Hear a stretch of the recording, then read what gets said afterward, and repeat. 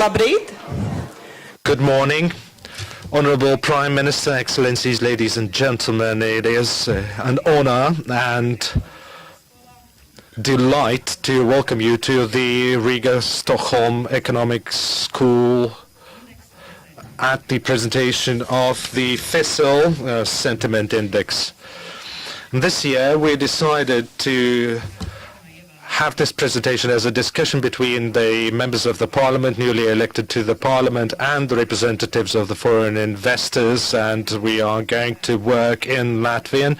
Unfortunately, you know, all the politicians are arriving as slowly as the new government, but please bear with us, please be patient, and while we are giving our introductory remarks, the missing MPs will take their place. Welcome to every one of you for the presentation of the third FICIL Sentiment Index.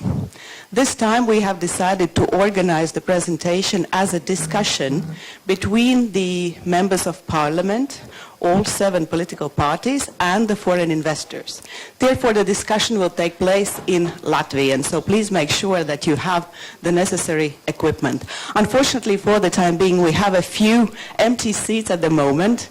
As slow as the currently government is taking shape, as slow as are also some of the politicians arriving at our event, but be sure, rest assured that they will come in due course.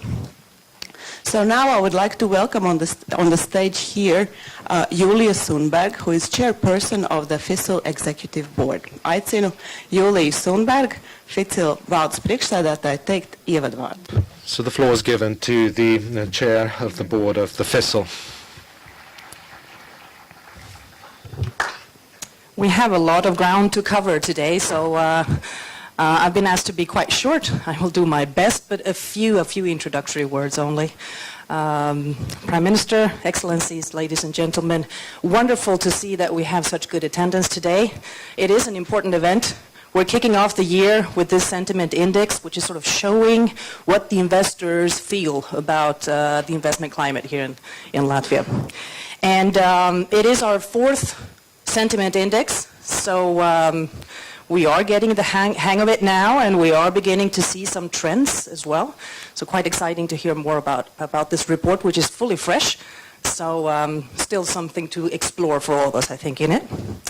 And in general, we see, of course, that the European economy is growing. We don't see the influx of foreign investments to increase in the same pace here in Latvia. So obviously we need to really apply ourselves to make sure that we do attract the investments.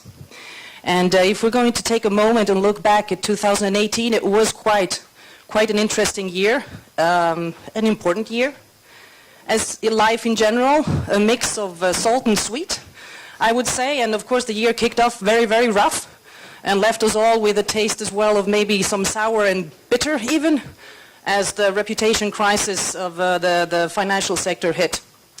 And we still need to do a lot of work, and I say we because it is together, investors and government will need to work together to improve this and to recuperate from the damage of this reputation hit that we actually had. Of course, it was election year with everything that means.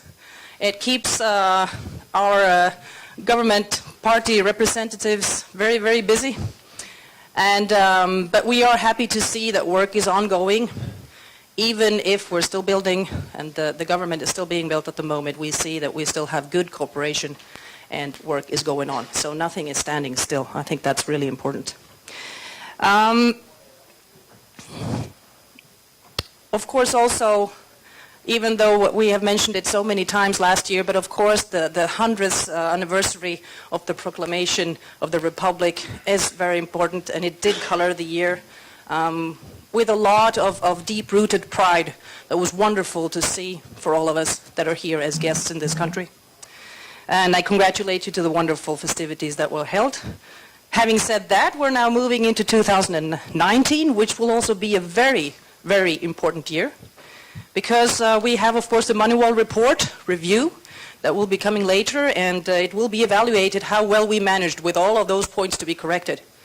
And it will be very, very crucial that this is done well in order for us to recuperate from this reputation that we're talking about. A lot of numbers will be mentioned here today. I would like to mention one more. It's the number 20. FICIL, the Foreign Investor Council, is celebrating their 20th anniversary this year. And we're doing it with a proclamation that tomorrow is the consequence of now. I just let you take that in for a moment. We need to understand that whatever decisions we're taking now, not next month or next year or whatever, now that has consequences for tomorrow. So keeping that in mind, I would like, just before we kick it off, to just quickly give some important thanks as well. First of all, of course, I would like to thank Professor Arnis Sauka, who is the author of the report, who will be presenting much more here today. Thank you very much for all your good work. Also, big thank you to the School of Economics, the Stockholm School of Economics here in Riga, being one of the very, very important export products from Sweden to Latvia, I would say. And being a Swede, of course, I'm exceptionally proud to stand here in the Stockholm School of Economics in Riga. And everything and all of the ripples on the water that it actually has on the economy is quite substantial. So big thanks also to Anders Paslov for also letting us be here today. I think it's an important sign of that this is a report worth listening to. Also, very big thanks to the government of the United States, thanks to the British Embassy for supporting this event. Also, big thanks to all of the investors that have participated in the interviews. We understand that they're quite extensive interviews. It takes time. Without you, we would have no content, we would have no report. So obviously, very, very big thanks. Big thanks also to the board of FICIL, who have all our high executives and have taken their time out of busy schedules to do all of these interviews. It's quite a big amount of work. Thank you very much. And having said that, thank you also to the FICIL team, but let's kick it off.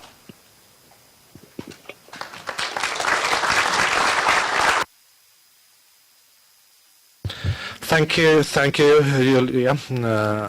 As has been mentioned, this year we've changed the format of our event, and I would like to now hand over the mic to the moderator of today's event, Jānis Dombors. Good morning, everyone. As has been already announced, the presentation will in fact be a discussion between the politicians who had been elected to the new Simon, as many as we have them, but in the first row we also have the representatives of the board of the FICIL who have prepared their questions, so this will be the sort of the core sort of membership of this discussion. But we will also take questions from the floor, so if you have any questions, just raise your hand and ask your question. Politicians whom we invited to this discussion represent 7 political parties or factions that had been elected to the Saima or the political groups. Almost all of them are represented here. Concord is represented by Ivar Zariņš, KPV.LV is represented by Dedzis Schmitz. The New Conservatives Party will be represented by Gatis Eglītis, who is trying to take part both in the parliamentary commission work and will later join us. Development 4 is represented by Jos Pūste. National Alliance represented by Mr. Ziele. Green and Farmers Party by Prime Minister Māris Kučinskis, and New Unity is represented by Cēsis Mayor, who has not been probably visible in pre-election period or after the elections, but still is a prominent member of the New Unity, Jānis. And apart from Julius, we have Jānis Lauciņš, Zita Zilgala, Mārtis Renauskis, Zlata Elksniņa Zašķerinska, Mārtis Kruzniņš, Antra Zālīte, and Arnis Kakls, representing FICIL on the other side of the table, who will again be, the core participants to discuss. So this is how it goes. Dr. Sauka will give us a overview or the summary of the sentiment index and will give us the perspective of foreign investors, and he will take floor 3 times. So we will have 3 separate sections, and he will give the presentation, and then the discussion will follow. So, in other words, we are going to discuss three main topics. The first topic is the most critical topic or issue, the workforce or labor availability or shortage rather. Then we are going to talk about the rule of law, corruption, grey economy, and so on and so forth. And this will include probably a discussion on the Marival report. And the third section will be miscellaneous about competitiveness, which will include, virtually anything from Riga city and its role nationally, and up to virtually any issue that you can think of when thinking about competitiveness. And we'll start with a brief intervention or introduction by Arnis Sauka. Thank you, Arnis. Happy to welcome you all to today's presentation, and I'll briefly outline what 40 major foreign investors whom we'd interviewed had told us about the investment climate attractiveness, how it has changed or has been over the past 12 months. Well, it would be nice to have the presentation on side screens as well. However, going back to the assessment, it's 2.5 between 1 and, or on the scale of 1 to 5. Nobody gave it 5 points, but we have, sort of an average assessment.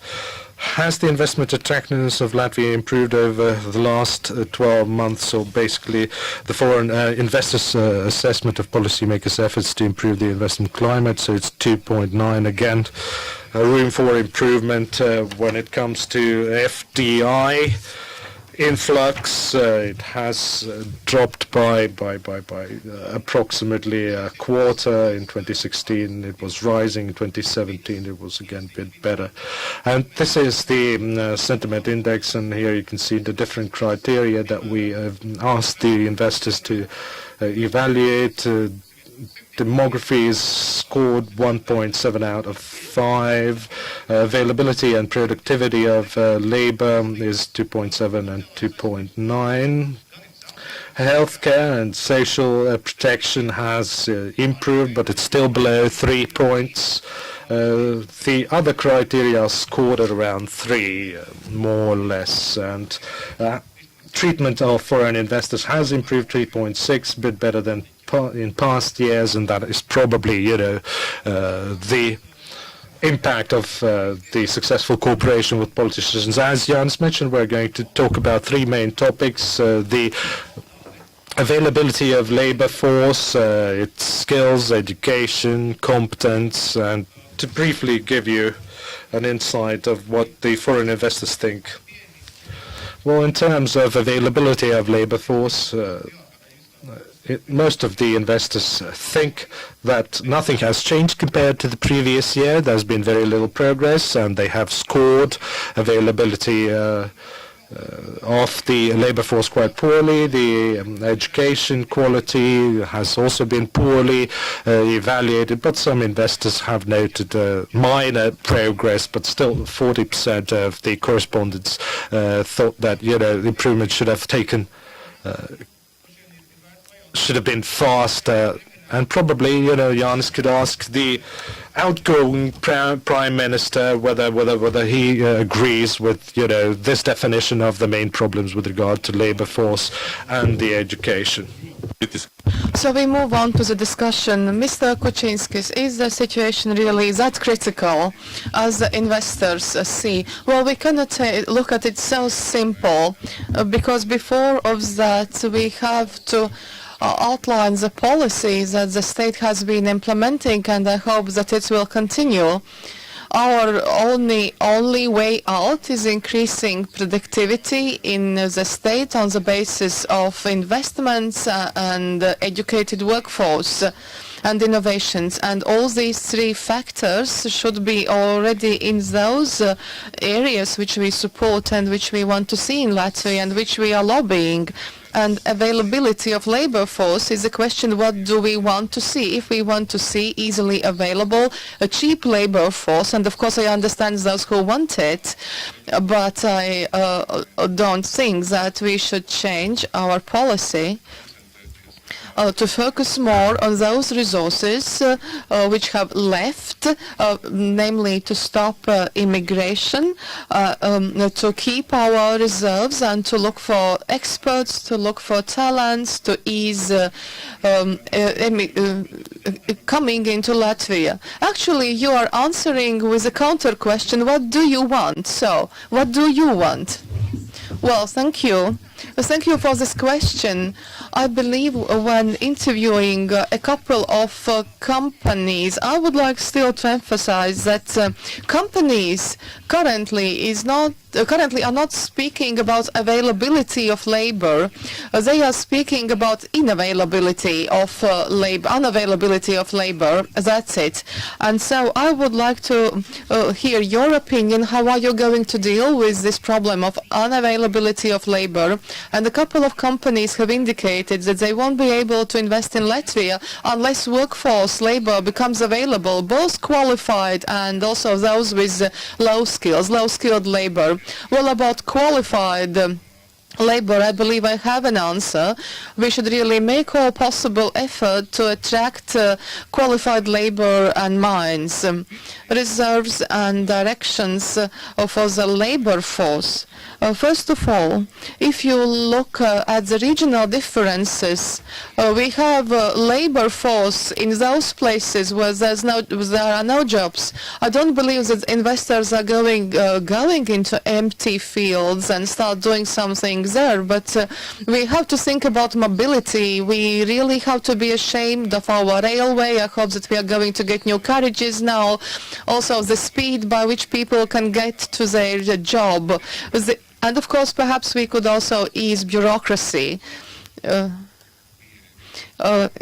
regarding availability of labor force. But I would like still to reiterate, I don't think that our solution would be to stop our growing productivity and open the market for cheap labor. And about education, unfortunately, we took a very good and hopeful step, and here we have to have cooperation between ministers of welfare, education and economy. Our vocational education is open to training theoretically. We invested a lot into it, but in the first stage we managed to involve very few people in it. Now those who are shaping the new government, future candidate, Minister of Economy, well, there's a difference if we are pretending that we know the situation or we are aware of the situation. I believe that when we speak about productivity and labor force, we are not going to get anyone in because we are going to increase productivity. These are not opposites, these are interconnected. The other view could be we don't have this problem because we could solve it. Our offer is to solve the problem, but not to pretend that we don't have this problem. Latvia is still pretending. We have already immigration here. We have many Ukrainians here working, but they, for example, are paying taxes in Poland. And the Czech Republic is one of the first countries where one big car building company works with people from Ukraine, but they are paying their taxes in Poland. I believe that Latvia is quite small, and we have a very small number of companies paying taxes here, 5,000 companies paying taxes here. We know each other very well, and we know where the labor force problems lie. We have to work on it. We don't have to open the gates, but also we don't have to tell and to pretend that we are going to bring in here only highly qualified engineers. We lack all of them. Are you saying we should open the labor market? Yes, but in a very purposeful way. We have to identify the needs. But what's your opinion? Which should be the first sector which needs it? Well, I have not set all the sectors according to the priorities, number 1, number 2, number 3, but I know that processing industry is lacking. Also, service sector feels this shortage of labor, but we really have to identify the most acute points. Other members of the future government, no, the National Union is not holding the same opinion, as you know very well. And Mr. Prime Minister already said that we have this reform as regards the content of education, but the outcomes will still take some time to come. Effectiveness and productivity of the company is something else, not solely the productivity of the labor force. We cannot say that companies is not productive because the labor force is not effective. That's also the matter of how you organize your work, how you invest, how you make long-term investments in your employees, in your technologies. It's of course the question of productivity, but it's you have to speak about the side of the company and also the labor force. If the company is unable to attract highly qualified labor force from the EU, and we know that also many UK citizens will move to the continent because of the insecurity. There's no problem to take Bulgarians, Romanians and others. I often hear those stories about Ukrainians. Of course, a Ukrainian sailor is better on Latvian ships because they speak Russian, and also in some other areas you can manage your employees by working by speaking Russian. But as regards lack of labor force with low skills, low education level, here we have some items that have to be dealt with, mobility and also rental apartments. But at the European Parliament, for example, this week we will vote on vehicles, on transport. And in Latvia, actually, Latvia for many years has been unable to create the prestige of this profession in Latvia. Many professional drivers have left for other countries. Now we know that Bulgarians, Romanians work in West European countries. And now the only solution is to look in third countries using the Russian language. So we are unable to protect this sector from the peripheral country. I cannot at this moment protect it and defend it, because my Western colleagues tell me you are not paying sufficiently to your own drivers, and that's why they are out. Well, actually, I would like to provide counter-arguments. If we look into the global history, major countries have, when implementing well-considered migration, have turned out to be winners, both from the point of the number of residents and from the economic point of view. Now one by one. I am Zita Zilgava. I represent a major IT company in Latvia, and I'd like to say the following. When a company is planning its investments, is planning to invest somewhere or to develop a market, it's a very short period actually. The decisions are taken within 3 or 4 months.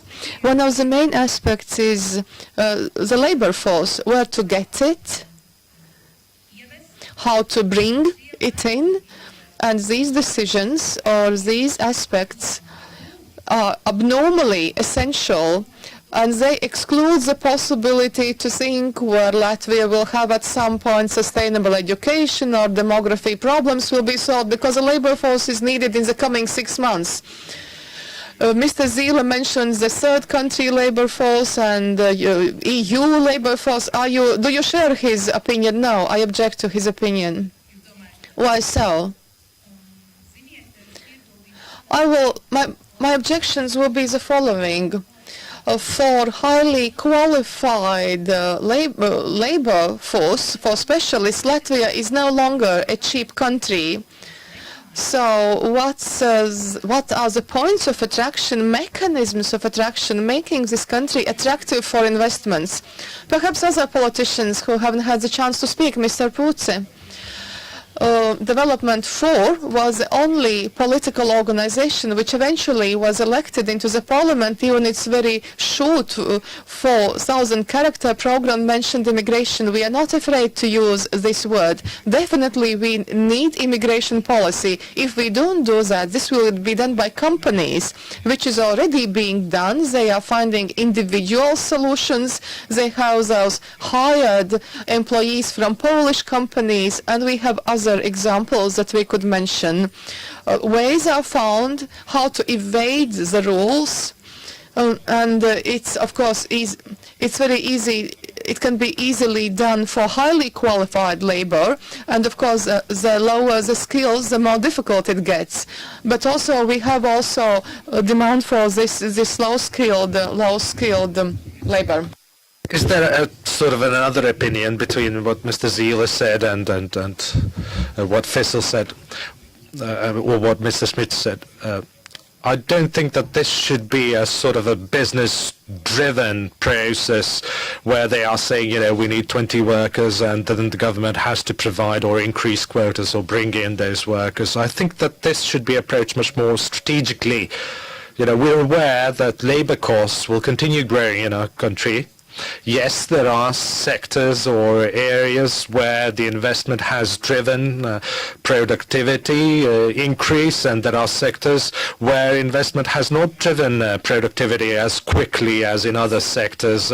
And this is a fact. This is an evidence, like it or not. And when it comes to, different sectors, there are sectors where productivity is growing faster compared to other sectors. So it is a tough choice, really, because we have to admit to ourselves that there are sectors where migrant workers from Ukraine, Kazakhstan, can be employed, but it will not boost the productivity or competitiveness of those businesses in the long run, or the sector in the long run, industry players in the long run.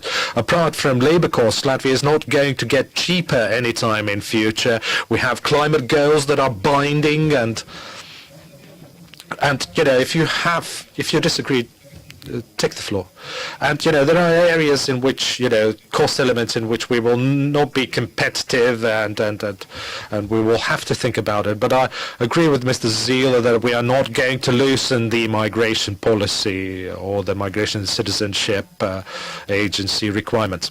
I just wanted to insert a small remark. We are working with businesses who are also processing migration requests or work permit requests, and I would like to invite politicians to meet with the businesses to look at those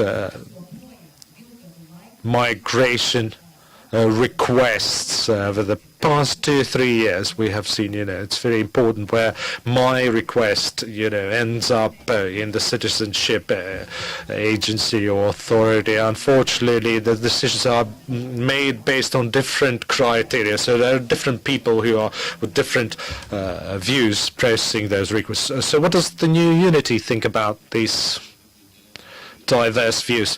Well, let me speak about 3 main aspects. 2 of those aspects are not, directly addressing the problem of labor shortage, and the 3rd aspect would be the migration aspect. Now, let us look at the profile of economically active population. 9% of our economically active population have either, primary education or secondary education, or have dropped out of vocational education, so they are uneducated. It's those 9%. So how can we mend that through lifelong learning, continuous learning, and different reskilling, upskilling projects? Well, what do you suggest to do? Well, there are state employment agency projects and other projects as well, but I think that there is an awareness raising to be had in order to promote the continuous learning. And what about immigration? Well, I would like to start with re-immigration. We have 400,000 Latvians expats living in other countries. They need housing in regions because they don't have homes to return to, and government has, put an emphasis on the housing issue, and the diaspora law has been changed as well, and the average wage is also increasing, and we will soon catch up with Estonia. 1,000 euros a month would be the average wage. But you as the one who had returned to Latvia, what do you think? Well, it's not difficult to lure those people back into Latvia by offering them jobs and housing, but we need to also recognize their qualifications, because those diplomas are not recognized, and it takes a lot of time and resources. For example, somebody coming back to Latvia, if his certificates and competences are not recognized, engineering skills are not recognized, then he or she will not return. And if it is so difficult, then nobody will return. And this needs to be solved now, basically. Well, what kind of solution do you offer? Well, I think that the new government roadmap will address this, and Ministry of Education will probably address that, and New Conservatives Party will probably be in charge of the Ministry of Education. Mr. Egedits. Well, let me mention an example. ICT exports are developing very rapidly at the moment, and there is a demand for IT experts, and if we manage to get the talent from Ukraine, Belarus, Russia, from this region to Latvia, and if they will be generating the value added, I think everyone will be happier, and we are ready to pursue this thread of work. So do you like the answers or not? You can respond immediately. Well, IT experts from Russia, Belarus, Bangladesh have been working in Latvia for the past 7 years already, and those are highly skilled IT experts, and they are working here, paying the taxes here.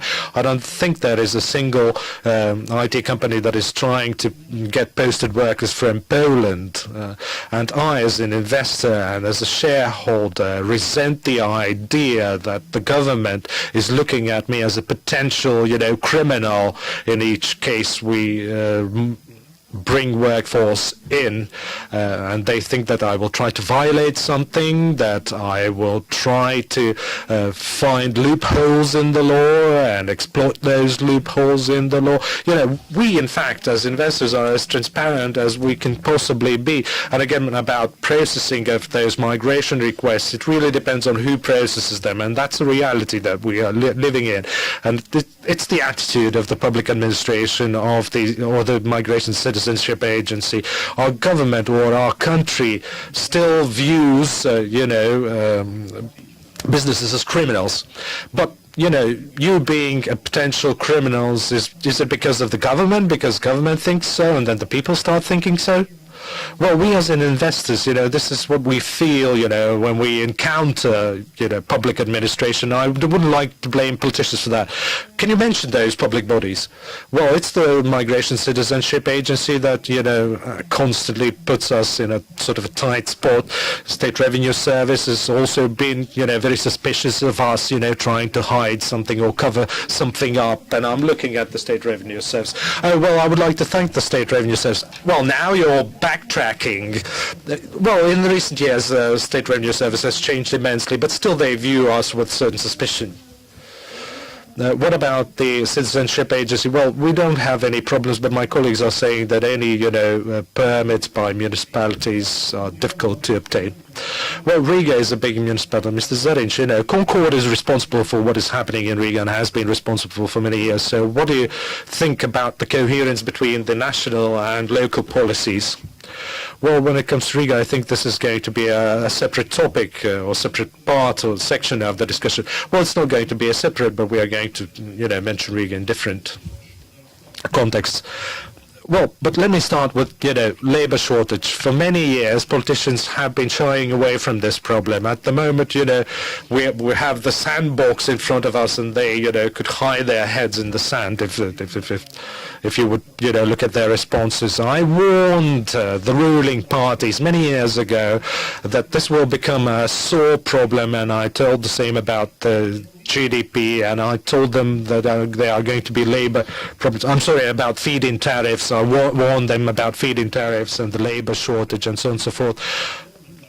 Well, you have to understand that, on one hand, you don't have enough hands, and on the other hand, you have unemployment. So all of that is because of productivity. To maintain competitiveness, they can pay as much as they can, and if they cannot ensure the productivity with the given workforce, then they will not be able to pay probably more, and that's why the unemployment is rather high.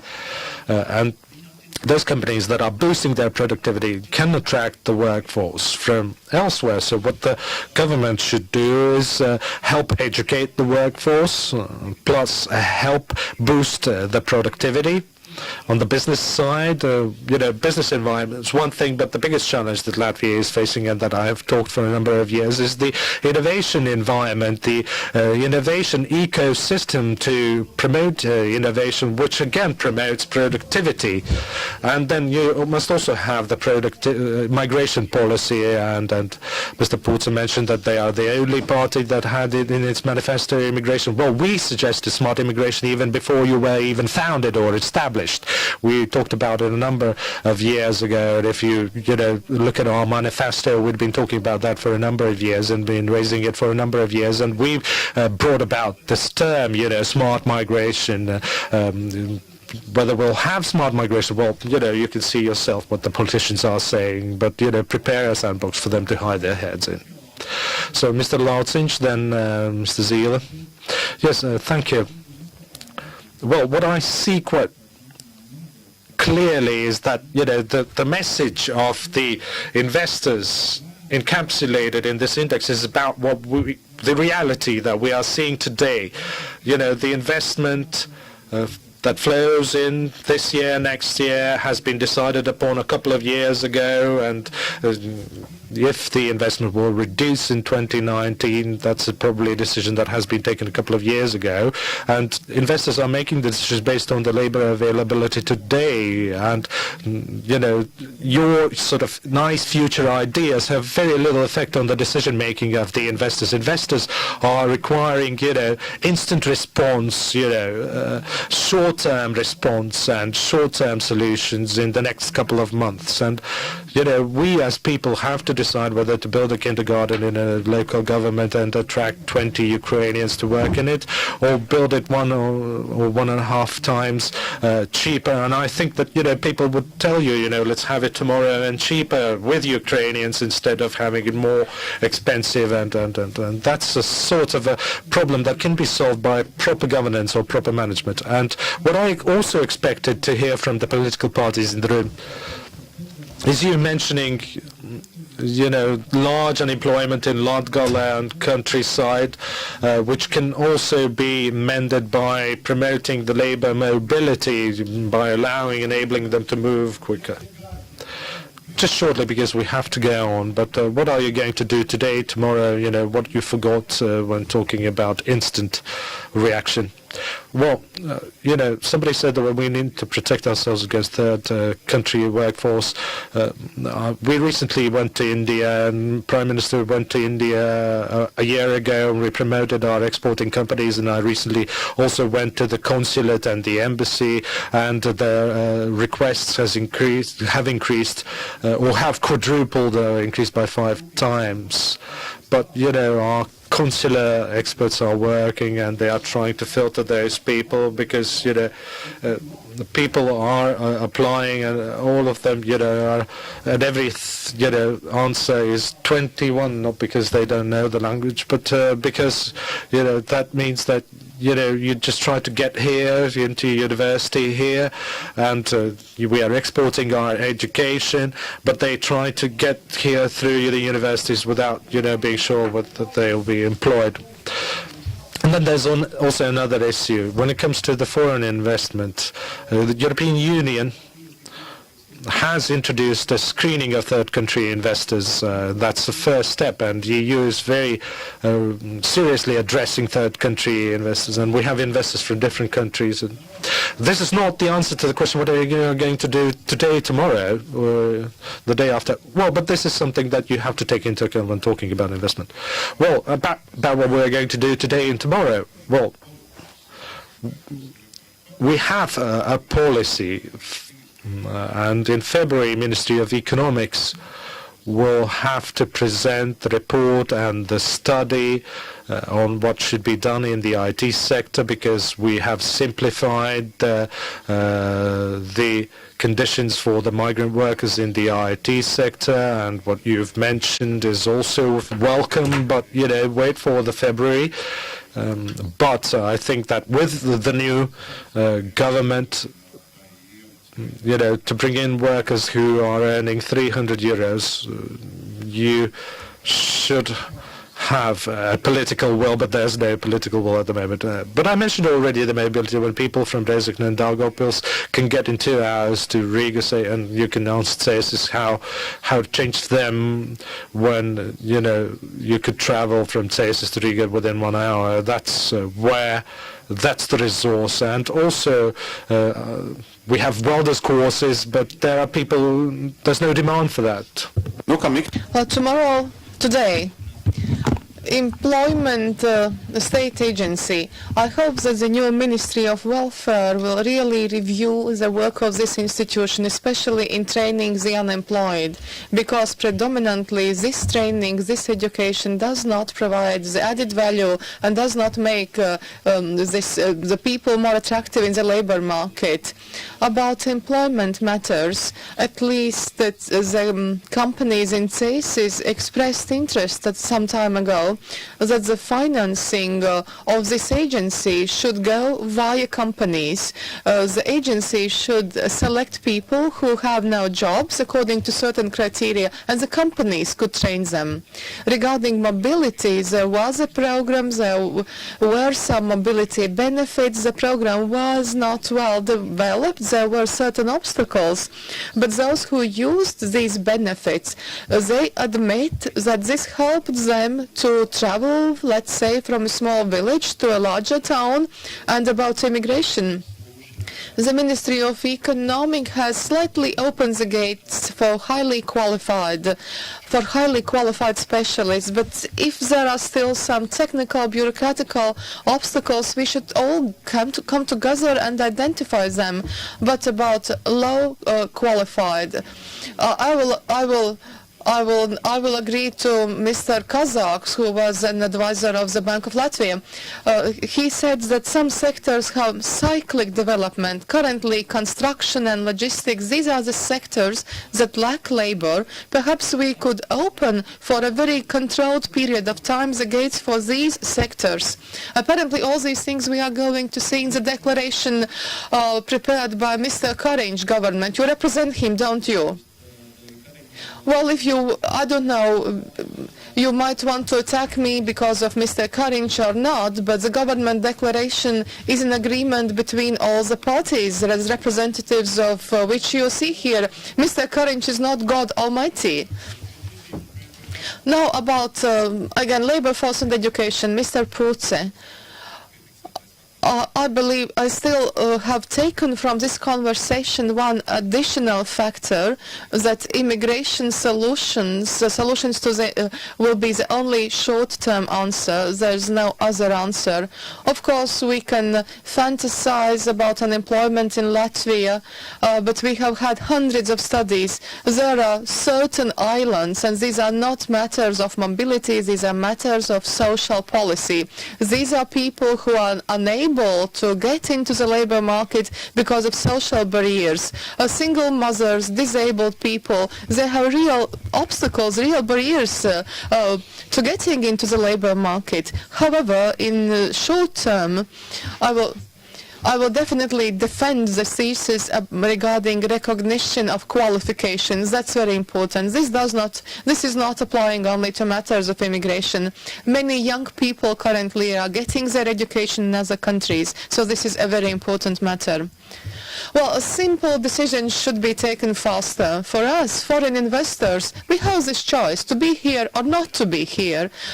And if this choice, if the decisions are not precise and fast, so that our needs would be considered and taken into account, then it's very easy for us to go elsewhere.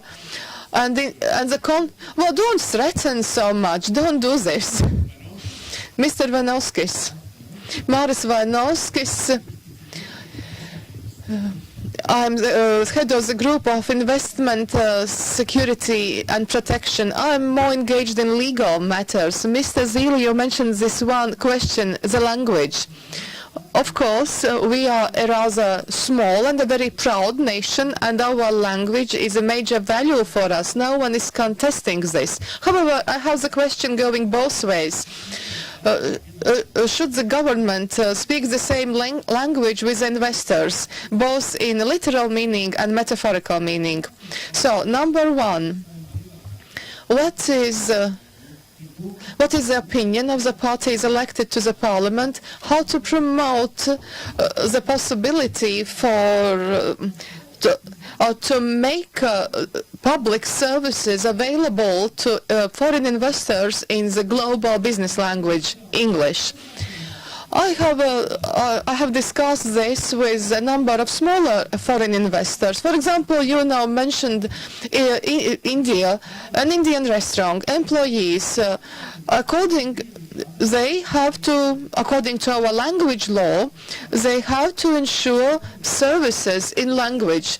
Those young people, they are students perhaps, and they really want to learn the Latvian language up to the proficiency level that they need. So what is the state doing to provide to these young people the possibility, also courses free of charge, to master the Latvian language in the proficiency level that is required, so that they could also be part of our labor force?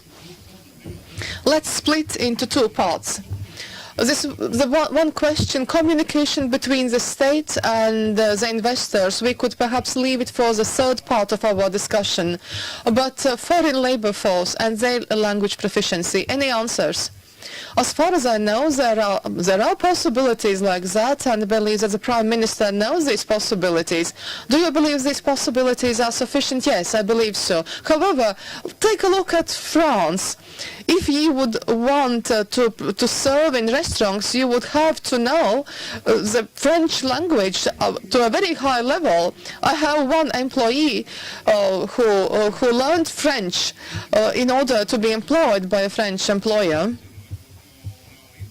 I don't know, perhaps people again lack information about these possibilities, but there are monetary resources from structural funds for language training courses. I believe that this amount is quite considerable. But you have to make it known to the target group. But who is not doing that? And are these possibilities indeed effective and free of charge? Actually, we as the state would be interested in providing this, also interested in attracting these foreign workers who are ready to become integrated in our country. About the language, perhaps Mr. Zilis will find this useful. A person approached me who wanted to live in this country and to work in this country, and he wanted to learn Latvian. I know that the Riga City Council is providing language training courses, but there were no opportunities there. And then I approached one of the leaders of the National Union, and I believe this was not the only person wishing to learn the language. How could they do it? You are the patriots of the Latvian language. And you know what they told me? He should take the dictionary and get on with it. That's the understanding of the availability of training. Mr. Zariņš deal with the Riga City Council and Riga Satiksme. Now you keep saying that you are the patriots of the Latvian language, so you should tell the people about the opportunities, because no one knows about such opportunities.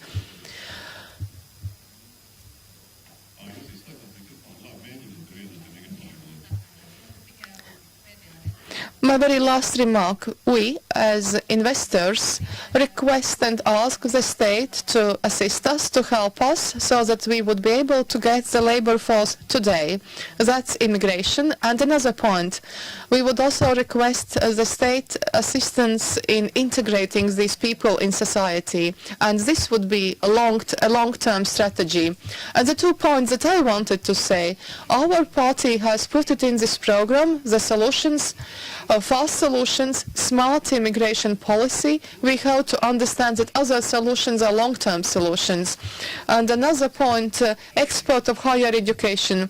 This is a possibility of how to get in here already trained workforce. And then this would be the possibility for us to get a highly qualified workforce. Mr. Schmidt, perhaps you could conclude this discussion today and tomorrow, the compromise and Mr. Kariņš not being the God Almighty. I said it at the very beginning. Of course, we can pretend that the problem does not exist, or we can try to solve it. We have the highest production costs compared with Estonia, Lithuania, Poland, the Czech Republic, and also the labor costs. And how this has, what kind of solutions we have seen. Well, of course, we have to increase the salaries and improve the conditions. And Latvia should become a place where the most attractive for opening a company and where you can make your profits fast and safely. However, about the short-term answer, only immigration? Well, of course, immigration, and here we have a certain dispute with Mr. Poots. Mr. Poots is reprimanding me of having individualized approach, like one company, 100 for another company. But I really am a supporter of individualized approach and not a flat one. There was an experiment when the state provided, or the state employment agency provided one company was opening two new production facilities, and this agency really helped this company to fill out all the documents because they needed like a person from India and others, and this agency actually had helped this company. And all these questions regarding the boxes and the problems, it's clear that we need immigration, but it should be a very targeted one. It's not just opening the gates. We have 5,000 companies that provide 90% of taxes in the country. We know all of them. Let's now conclude this topic and this section. Perhaps at the very end we can come back to these questions. But the second topic that the investors have been concerned about, and not to a lesser extent, this is the whole legal block. Combating corruption, the rule of law, and so on. And now Mr. Sauka again will provide a very short presentation on this, the sentiment of foreign investors. Before moving on to the next topic, a very short comment. We know that the economy is growing, and whenever economy is growing, always the discussions about immigration and related matters is expanding. And during the times of recession, it calms down. And yet we always have to speak about the way we are using the existing resource in Latvia, the people that we have. And I agree to what was said. There are the social layers, retired people, also disabled people who are not being integrated in the labor market. And the next government should do that. And of course, in many developed countries, we have seen that for a person to come from Riga to Cēsis or to other countries, some kind of regional compensations are paid, just like the members of the parliament are paid some benefits or compensations to come to their workplace in Riga. But now about grey economy, corruption in public sector, and the rule of law. Here we have only 3 slides in these presentations. Here we see the attitude towards improvement in the quality of legislation and the court system. Approximately half are saying that they've seen no improvements. Also, unfair competition. Again, foreign investors, half of them have not seen any progress, and 28% have seen some kind of progress. And we know that foreign investors are also underscoring it, that they encounter problems of corruption in public sector, and we know from media what's happening at the Riga City Council and in other structures. So perhaps we can move on to discussions about this topic.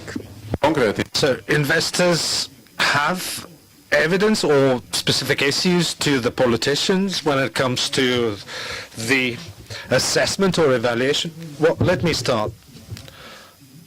You know, when it comes to the rule of law, there is still a crisis of trust. But let me start with another issue. You, as newly elected political groups or political parties in the parliament, what are your commitments? What would you like to do to make, you know, your convocation memorable and you know, but please try to avoid philosophical questions. Well, and I have three specific questions.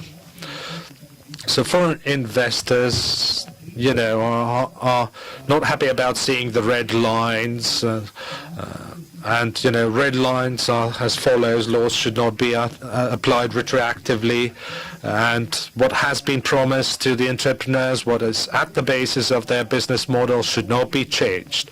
Secondly, legislation should not be targeting, you know, theoretical or hypothetical situations. We don't need the legislation which addresses theoretical possibilities.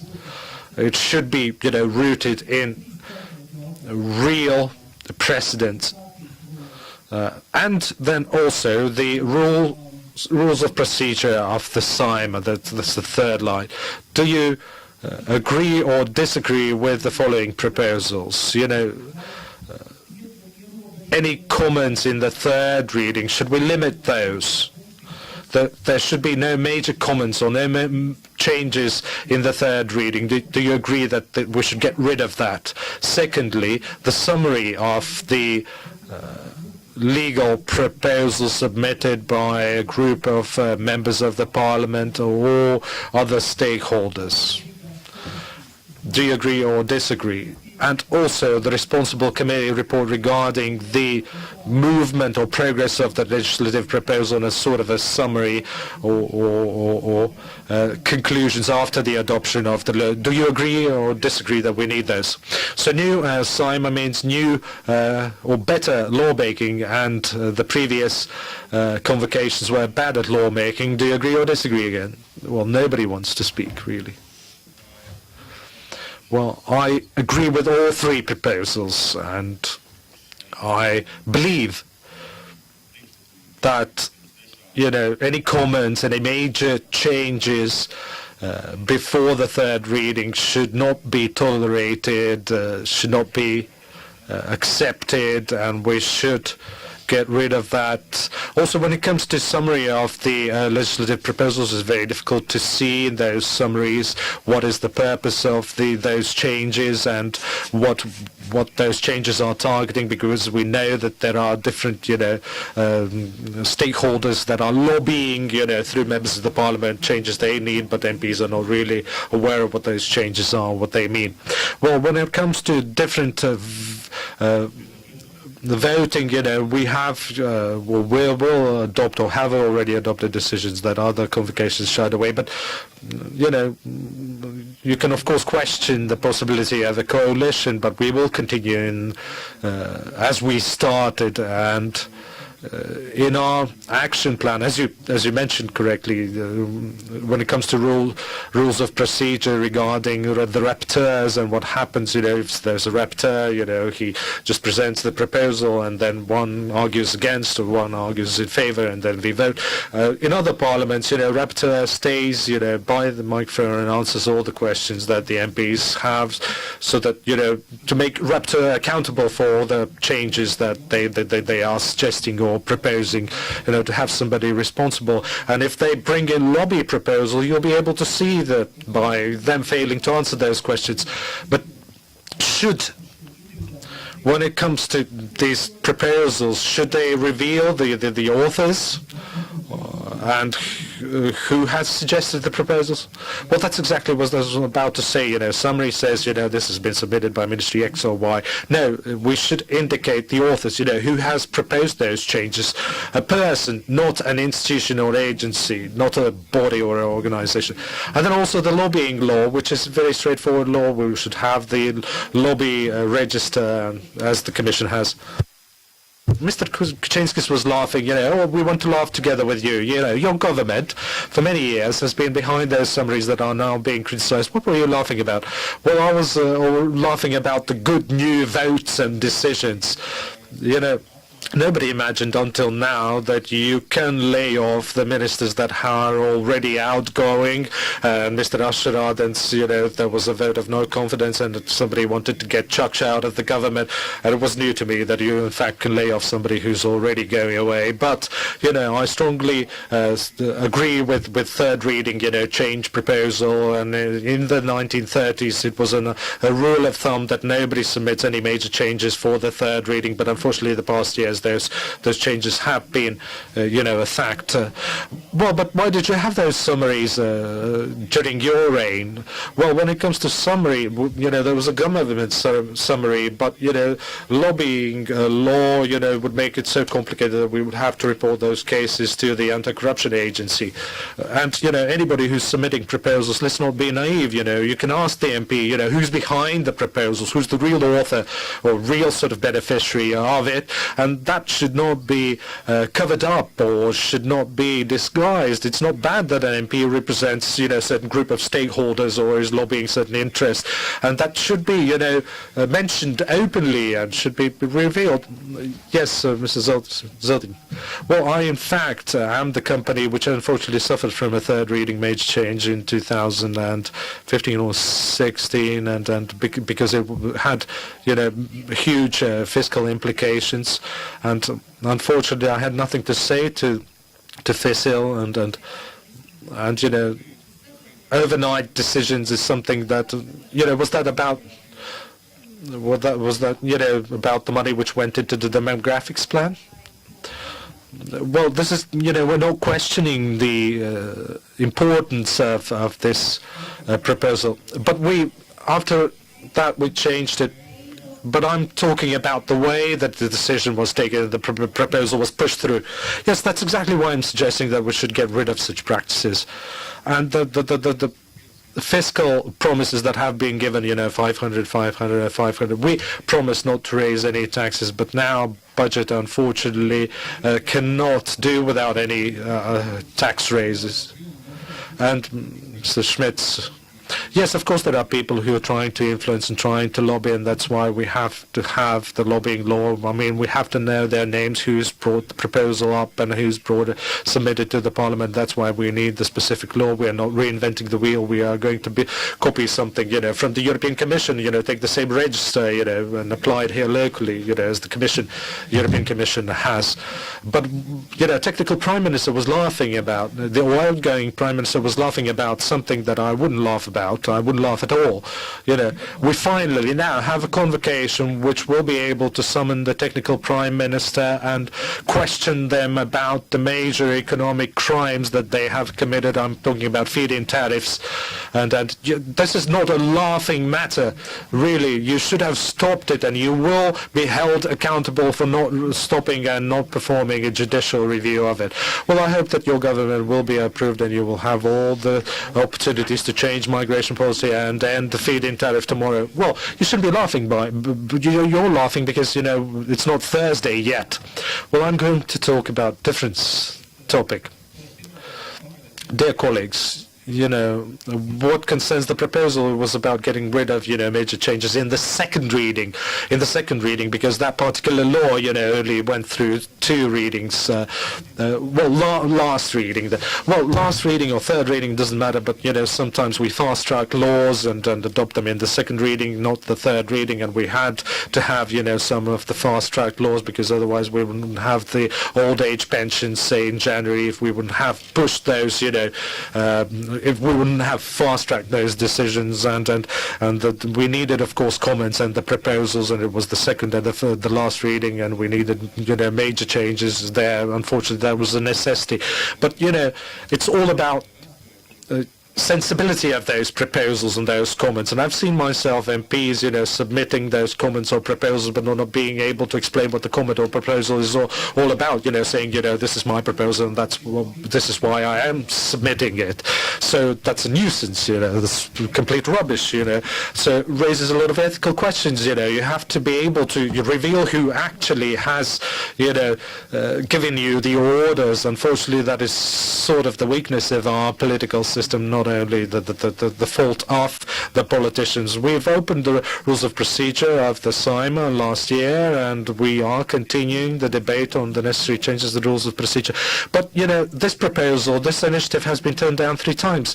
But I agree with you that we need to have, regulation which requests you or demands you to reveal your or reveal for whom you're lobbying, because we have to have professional lobbies, and MPs should be working with professional lobbies. That's nothing, it's not against democracy, but it has to be transparent, and those MPs need to report on whose interest they'd been lobbying and so on and so forth. It all has to be very clearly regulated. Now, as regards to the third reading, and I fully agree with Mr. Kuczynski, so probably in the last 10 years in our parliamentary tradition we have lost those probably good traditions, and usually you create a tradition, but you don't regulate it through law that it's not acceptable practice to introduce major changes to the third reading. Well, you can create a new tradition, somebody from the old new convocation, Mr. Zaric. Well, how did we lose this tradition? Let me draw parallels with your businesses. What's limiting your growth? It's the competition. If there's no competition, there is no quality gain. And if it is regulated from above, then there are other factors at play. And now we have a monopoly on power. And you mentioned red lines. Those red lines have led us into a situation where, our democracy is impotent. It is incapable of functioning. And I wasn't interrupting you. And democracy is not working as an efficient government form because we don't have the competition. We don't have the competition. We don't have the accountability on the part of the politicians. That's why we have all the problems that you can write anything you like. You can draw any contracts you like. But the politicians will be doing whatever they want to do because, this third reading practice, this was a tradition before, and the same goes out for the summaries and major proposals or major changes. All of that was a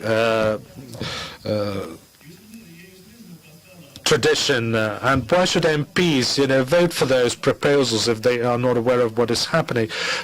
SIMA or the Parliament is not working according to Constitution. It's just a voting machine, and we didn't used to vote for the proposals that were not agreed by the coalition council, whereas now, and then it turned into sort of a voting machine, and we are part of this process. We are part of this tradition, and we are a party which is represented in the Parliament.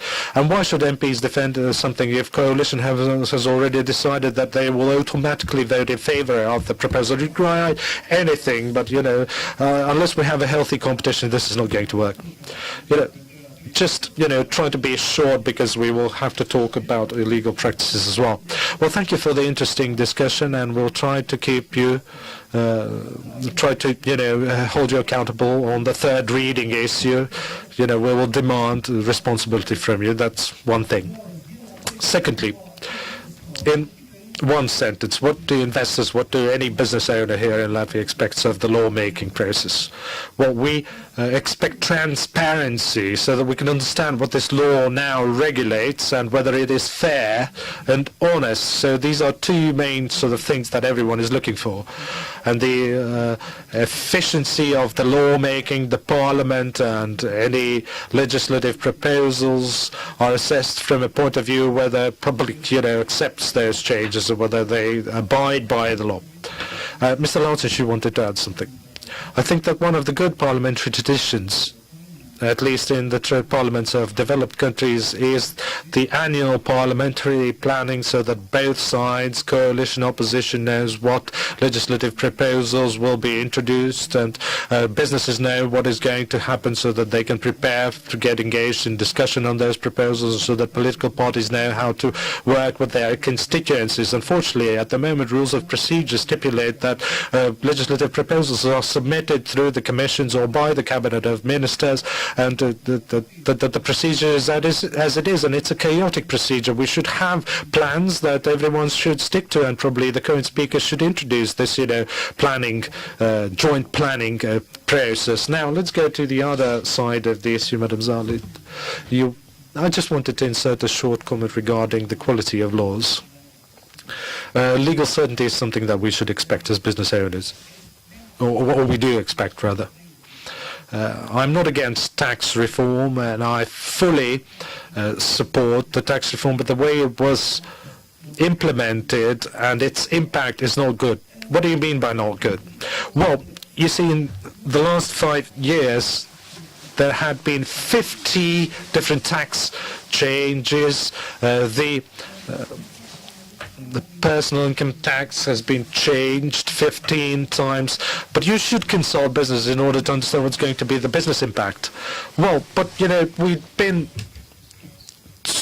discussing that in the tripartite council, and I cannot meet individually with every business owner and consult them. And zero tax on reinvested profit has been something that we introduced, and we had to make sacrifices as well.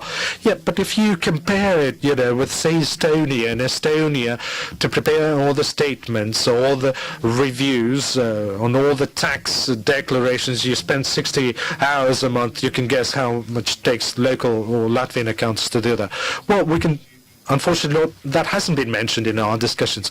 But what you're mentioning as something unexpected is in fact, as we introduced the solidarity tax, we found out that a quarter of our workforce is employed by 2, 3, 4, employers, and nobody knew that they are employed by several, employers. You didn't know that. Well, we thought that we have less employers, but we found out as a result of the analysis that people are working for several employers that are flexible, as necessary to earn, the money that they would like to make. And do you have an answer to what?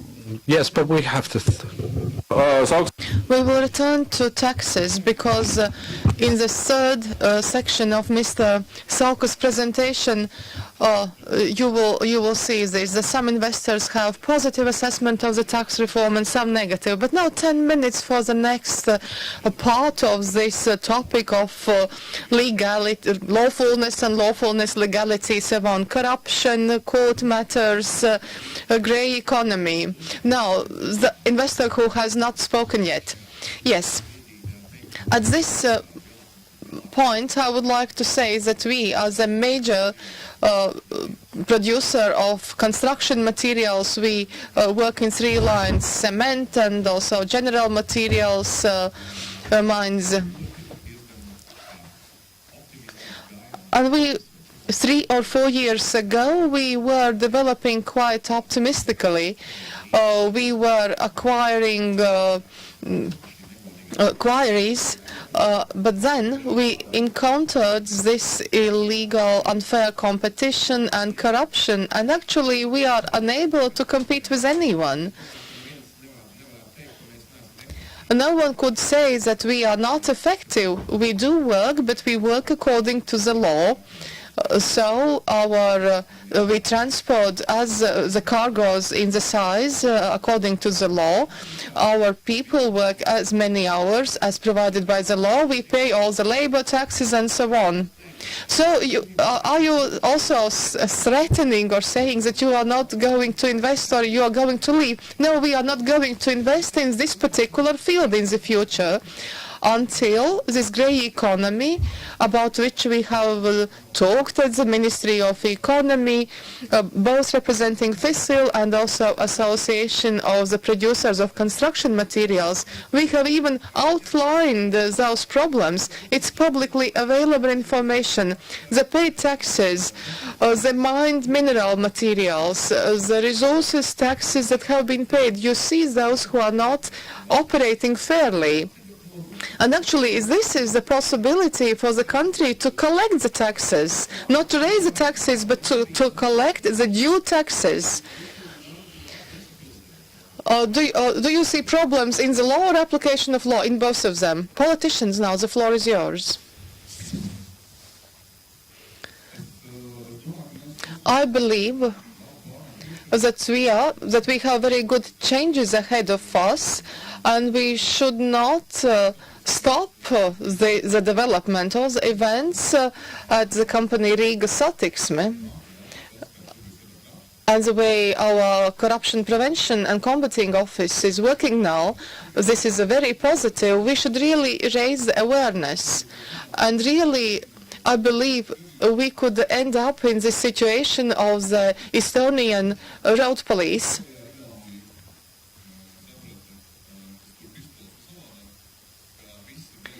Where road traffic police officer was detained and all Estonia understood that things have changed. Yes, I believe, yes, because all the procurements are linked to it. And I believe that Mr. Straume is doing very fairly. He's saying that if the procurements are becoming more expensive, this predominantly hides corruption. I think this is the tipping point, the breaking point in Latvia. Do we accept this answer provided by the potential minister? I think this whole matter is more complicated. KNAB is not going to go into our business, and it's not related to any bribes. It's just the fact that some operators are not working according to legal requirements, and somehow they should be made to do this. No, actually, we have arrived at the situation when people, the driving speed is 90 or 100 kilometers per hour, and we achieved by installing speed cameras. People know that sooner or later you will be caught. Let's call it whatever we want, repressive measures, whatever, but we have to do something. It's not because we had so unmarked police cars, but the conditions were created that it was very difficult for a police officer to take a bribe. Unmarked cars would not solve anything, only the amount of bribe would increase. I believe that this whole probability of a sanction, this is decisive. And if people know when a police officer stops the car, everything will go according to the laws, and things improve. Thank you. I believe that we have also talked about this with the Chamber of Industry and Trade, about all these matters before the elections, also later. You were talking about those mining. And if political community and the government is not working together with associations who know those honest companies and also the black sheep of the sector, then the sector won't be able to find a solution. But if you see that the public sector is unwilling to do what it takes to help the honest businesses, then it's a different story. So we need a very good cooperation between the sector, the business, and the structures of public administration that can bring improvement. This is the only medicine.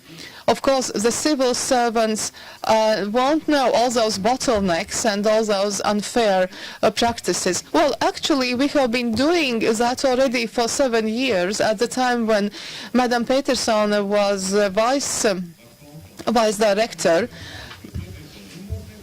We were not heard, and we are still not heard. We are still not heard. Perhaps we can ask the State Revenue Service. Well, actually, we have been working on this.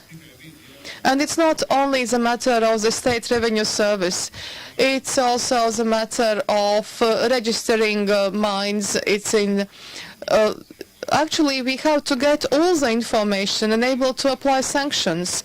And the second point, thank you for all the hints that you have been giving us. But the second point is you cannot keep saying that everything is bad and everyone is taking everyone takes bribes. Then you are spreading this very negative perception. We have this somehow also the tradition coming from the socialist period that whistleblowing is very bad. But perhaps you should do that. I have been telling to all the major companies, somehow we dealt with those feed-in tariffs at the very beginning, but you have to be whistleblowers in a way.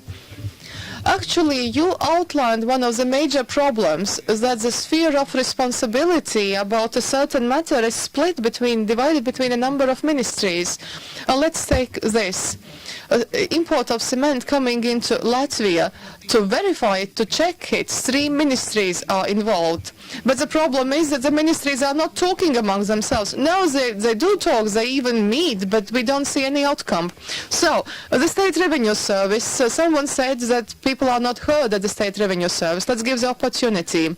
Well, I hope to I hope to at some point hear the questions that we do hear, the companies and the FICIL. We are not promising, we are not just promising, we are doing things in cooperation with companies, in cooperation with sectors. We have very good examples with Car Association. We have done excellent job over the last 3 years in security services, in retail. We do cooperate. I know what you are talking about cement, cargoes and mines. But we cannot place an official from the State Revenue Service on each and every site. And here I have to uphold the Prime Minister. We need cooperation between the state institutions and private institutions. When other institutions will be able to provide the State Revenue Service with high-quality information, we will be able to respond fast. Which institutions are not providing quality information? We're talking about those mines. I don't know. I cannot now list all those institutions who are responsible for this, for registering natural resources and obtained minerals, who should know what exactly is going on in those facilities. The State Revenue Service also has progressed in its IT development. Some institutions still record information in some notebooks, but they cannot provide information to us electronically, so this is also hindering the progress. I believe that at this particular moment of time, what the foreign investors expect from the new government, I think we expect a change of methods, and that's what we have been talking about for a long time. Repressive methods post factum. This should be substituted by smarter case analysis and catching someone on the spot, not only post factum. And this new approach requires a totally different mechanism of cooperation between institutions. And let's be realistic. And also, to a certain extent, the political will of the ministers to cooperate in certain fields. And without your support in certain fields, such cooperation is impossible. You see, all of them are nodding. Let's film this. Let's film this and then keep reminding of this. Still, I always like talking about faster solutions that could make us different from our neighboring countries. If you have been to a very nice shopping center in Riga, then you see this is a very typical site that people are queuing up at the ATM because a lady is trying to pay into the ATM like 50,000 euros. And you see all of that and you are not reporting.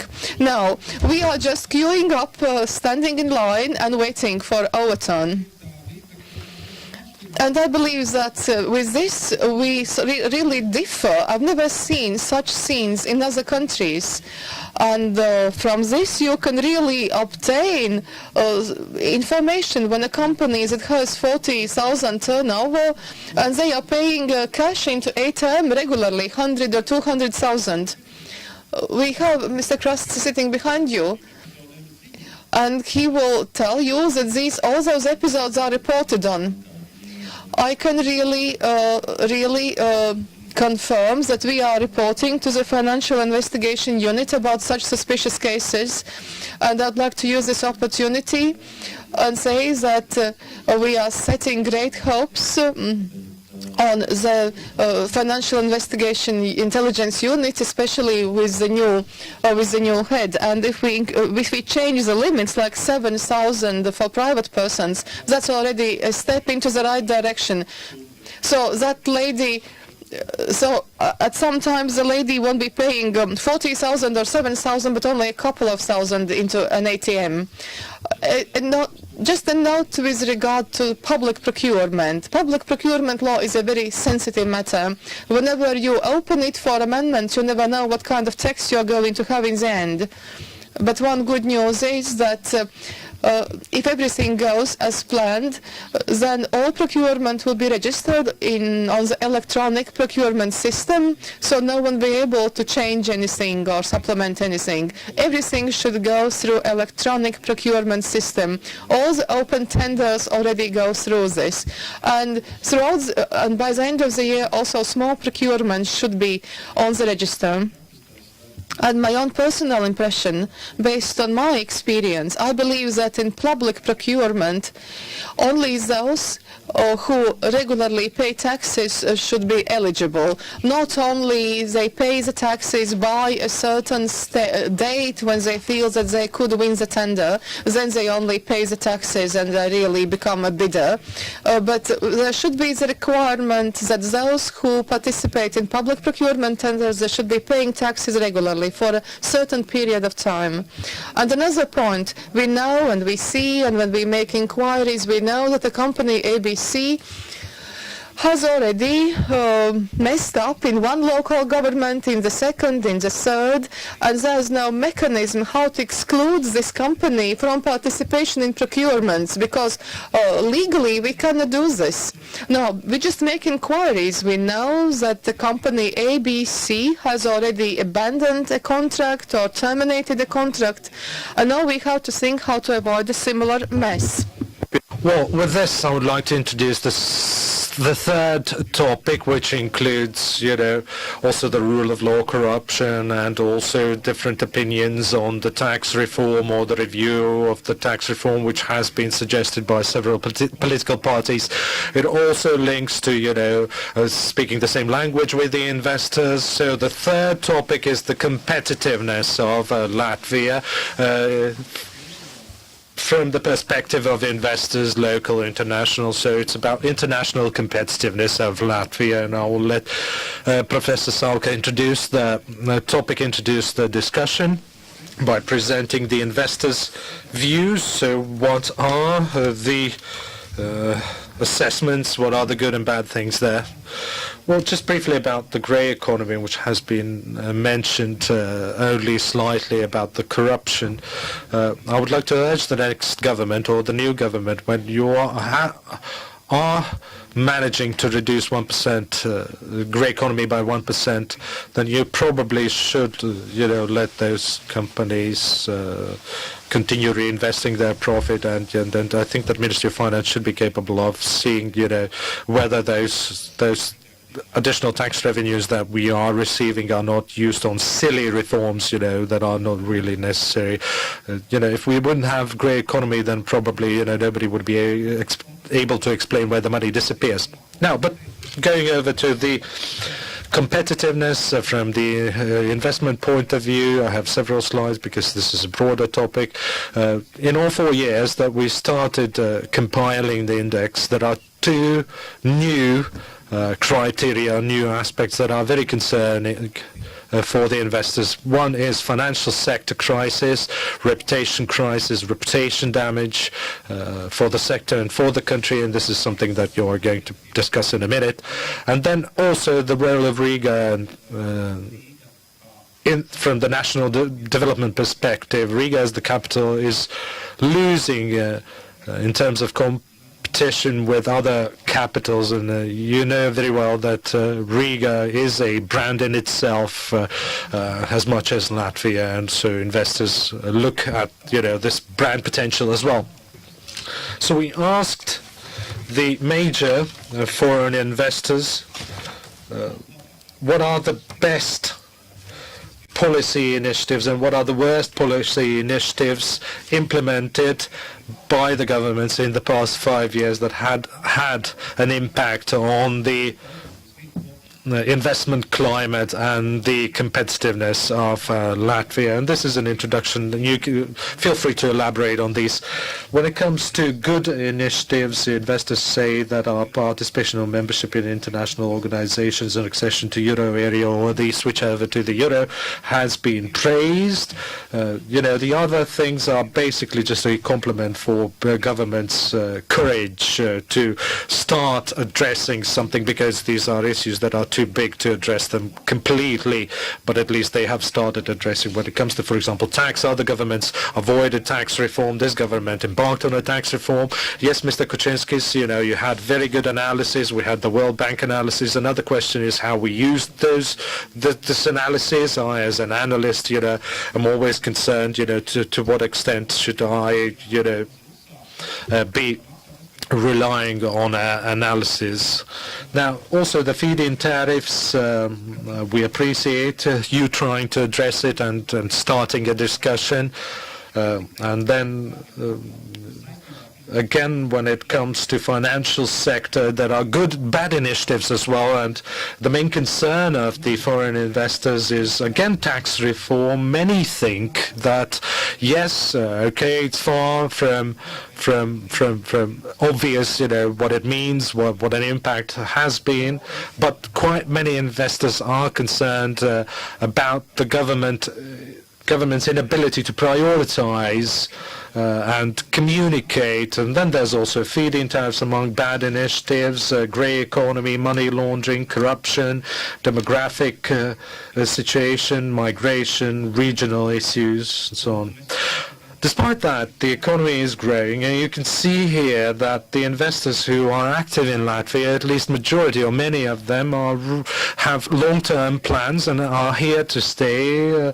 Other, chapters show that the investment is quite considerable, but we don't know what the new potential investors think.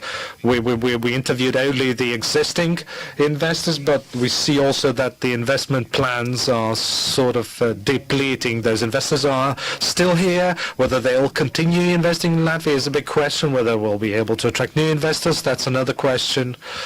And they don't want to invest more, is what you're suggesting. So this is the third concluding topic, which is sort of a prioritizing exercise. What should we prioritize? What should be the priorities?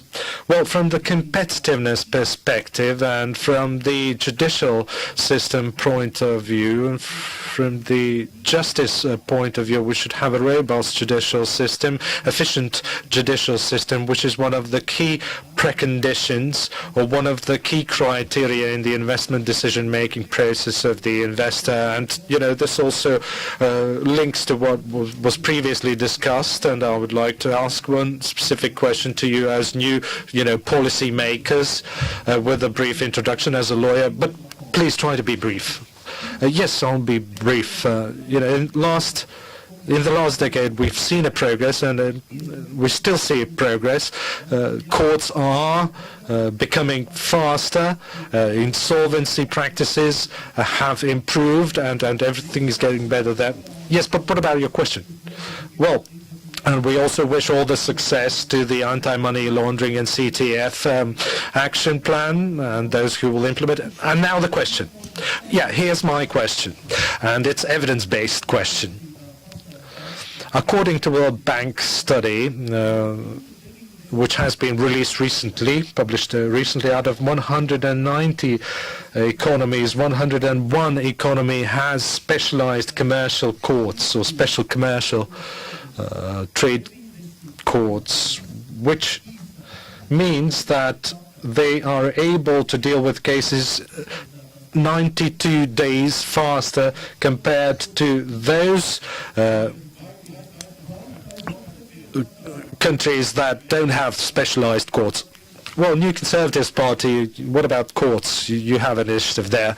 Yes, we fully agree with this proposal, and what we've seen over the past 15, 20 years is that the government or the state is failing to investigate and to prosecute economic crime. The good news is that we will have a good Minister for Justice. Well, you don't have it yet. If you're talking about Mr. Rasnich, that's another thing. Well, we have Jānis Bordāns, who will become the Minister for Justice, and then also the legal committee of the Parliament will have, good representation there, and they'll be able to tackle this issue efficiently. So, what do you think about commercial courts? Well, the new unity is in favor of, creating special courts. That's one, and the new unity in the government declaration will introduce or will enable, insolvency practitioners from other countries to work in Latvia. Well, National Alliance, why did your Minister for Justice not introduce that? Well, I'm happy to hear about the praise from the investors about what we've done in the insolvency sector and other initiatives. I mean, but it's up to Mr. Bordāns to continue those good developments or build upon those good developments. And when it comes to competitiveness, there are two important things. The programming period of the EU funds and the Rail Baltica project, and that will also determine the interest of the investors in future or their interest in this project. Well, this project is in a very difficult or grave situation, but let's not mention that. Nevertheless, then there's also the Moneyval report and the recommendations, and we have to quietly do our homework. And Moneyval is a financial action task force, which is a regional task force, and we have to do whatever is necessary to show other EU member states what we can do and how we can get rid of those bad practices or poor practices, and the Minister for Finance, Minister for Justice has to do their best in order to urge also other member states to fight the practices or phenomena that we are forced to fight as a result of Moneyval report. But since you mentioned Moneyval report, please take the mic back in your hand. And do you think that the current government, with your National Alliance on board, and now the new government is saying that Moneyval is very, very important, priority number one. Do you think, as the ones from the previous coalition, are you concerned that the Moneyval recommendations will not be properly implemented? Well, I think that the new government will have to address it very seriously, but let us not be, again, idealists. I mean, Moneyval is a European Union body, and countries that joined after 2004, and Council of Europe member states like Azerbaijan, Russia, and so on and so forth. If you look at the Moneyval reports, those are biased reports. They're reporting good progress in Ukraine, Azerbaijan, which in fact, makes a lot of people from the financial sector smile, because, we are unfortunately where we are in difficulties because of the Azerbaijan and Kazakhstan and Ukraine, money flows. Well, of course, we have to do our homework, but we also have to, work with other countries, with partners to improve the situation there. And with Ukraine, we have dealt, and then now we have to urge them as well. Mr. Laucinch has a remark to make about not keeping quiet and reporting and the image. Are you going to go to Davos, and what's the message for the Davos going to be this year, World Economic Forum? Well, we can't go all there, but some politicians are going there, but they don't have an official invitation, and they are spending time, in the corridors rather than taking part. But we have not been invited, and I'm in fact the outgoing Prime Minister, and I was there the last year, World Economic Forum, but it doesn't make sense for me to go there this year, and I don't know who else has been invited from Latvia. Mr. Puca, what do you have to say? Let me start about, commercial disputes. So you're talking about not the criminal court, but a commercial dispute court or the dedicated court. Well, that would mean that we should have to review the whole system. It's not enough to have judges specializing. You need to introduce, legal changes as well with regards to the evidence, the procedures, and so on and so forth, which may lead to, again, further disputes, because dispute resolution, again, is where one side is not happy with the end judgment, and when it comes to Moneyval, I'm not really as optimistic or pessimistic as Roberts, rather, that Moneyval is a suspicious body, that deserves doubt. We're not in Moneyval because we are not a FATF, we are not a Financial Action Task Force member, and we are not there because we don't deserve to be there yet, and that's why we are not part of the Moneyval group or commission. And frankly speaking, this is not about doubting the opinion of a particular body. If our colleagues in the FATF and our strategic partners see that we are not making any progress, and February is a crucial month in this regard, then we'll be able to, say that yes, Commission and the Council of Europe and Azerbaijan, they are even worse, but that will be just, a fruitless sort of criticism. And let us do our homework and then, point fingers towards Ukraine and Azerbaijan. Yes, but what is going to happen in February? What should we expect from February? Well, in February there is going to be a report, a crucial report. There is a very precise time frame as regards to implementation of recommendations of the Moneyval, but I think that the Ministry of Finance should tell you what's going to happen, because they're responsible for that. Well, when it comes to February, nothing's going to happen in February. It's about, the next 6 months, what we are going to be able to do within the next 6 months. And I agree with Mr. Zīle, what sort of impression do we create, what sort of signals we send out, to other people, because it is a member state club who are assessing, and our biggest critics were our neighbors, in fact, the last time round. But at the moment we are suffering from, perceptions, really. And Madam Znotiņa, she has received a lot of good proposals from you, the new head of the FIU, who's now very actively building the capacity of the FIU. Will be able to deal with that, but we will be assessed from the ABLV liquidation point of view as well, whether we'll be able to punish anybody, whether we'll be able to hold anybody accountable, or convict, rather. At the moment, we are not suffering from what we are going to do, but from the perception or the image. We have put everything in place, all the structures have been improved, everything has been improved, the procedures, but most probably it will be difficult to sort of debunk the myth that we are a bad country, financing terrorism and so on and so forth, because, for 20 years that was allowed, and the little Switzerland was the image that we were sort of projecting to the outside world, and we were favorable, for the suspicious money, good for suspicious money, times money, really. But hold on to the microphone. Now we have last 15 minutes, and let us continue on the financial sector. Mr. Kras is going to have a question on the financial sector, but let's try to have some sort of a summary, in the last 15 minutes. A third of the investors is not planning to invest any further. They don't want, this economic context. They don't want, and let's try to see, what of good, bad initiatives are going to be implemented, continued, in order to emphasize particular things. But, last thing on the financial sector. To mention about Moneyval, I do not agree to what Mr. Zīle said, that it's not significant and important. I support what Mr. Porter said. That's very important. That's priority number one, priority zero, to deal with this, to do this task. We have committed ourselves to it. We have to restore our reputation. Sometimes people don't understand the practical meaning of it. Not only the payments, the transactions, some companies would be unable to make the transactions and to receive them. I feel misunderstood. Please forgive me, I will finish my thought. We have calculated the scenarios, what happens if we are in this gray zone from the point of view of international ratings.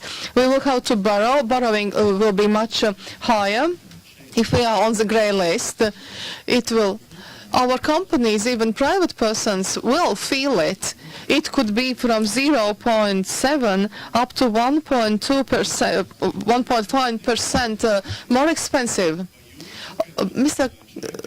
Apart from this episode with Mr. Zīle, have you felt that the current or the future government are not quite serious towards it? Actually, we have only half a year left, and we have already lagging behind with establishing the government.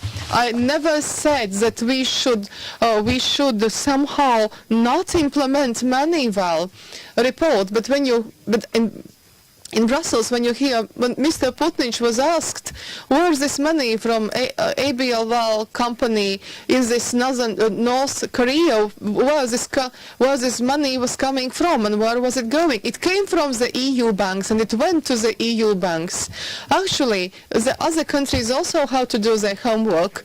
And our partners in the Eurozone and the EU, they don't want to change anything. They are not only Moneyval members, but also FATF members. Well, now you've got the mic. Please hold on to it. Perhaps we could now ask you to give your concluding remarks. We heard all these good things and bad things. Some investors willing to invest, some not. Some concerns about our konkurētspējā. Jūsuprāt, Latvijā competitiveness. So what you could say, what should we do? What should we do to take a step forwards? Well, many things that were said about dispute resolution, mining, all that creates a certain image, but I believe that the state reputation is very important. Financial sector, also to extend how successful we are in the 7 fiscal year perspective. We have also Rail Baltic. That would be a totally different story if we succeed. It's a very long-term project. By 2026, there are a number of companies working on it. However, if we don't do this, then we have certain risks in the money flow. And if this does not happen, then of course a number of investors are going to retreat. Mr. Kuczynski, top things that you have not yet done. I think that was quite optimistic. 50% wishing to invest. Let's remember, we are not a country of cheap labor, and that's why. But also the number of those unwilling to invest is increasing. I would really understand what's behind all this. The fall of investment. The banks take, they sort of register they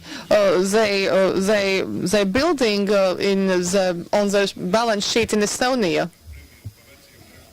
You are now criticizing me as a Prime Minister for some old sins 2016, but this year has been much better.